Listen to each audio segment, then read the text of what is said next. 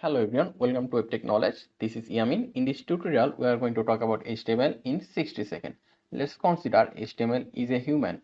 A human has a head. In HTML, we can call it head tag. A human also has a body part. In HTML, we can call it body tag. Now, in head, we write our CSS inside style tag.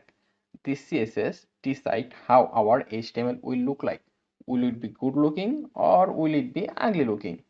And now in body part, we write different kind of tag to create our HTML web page. We can use header tag, form tag, anchor tag, and many more tags.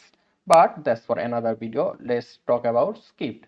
We write skip at the end of body tag, and inside skip we write our JavaScript to which help us to make our HTML web page more responsive.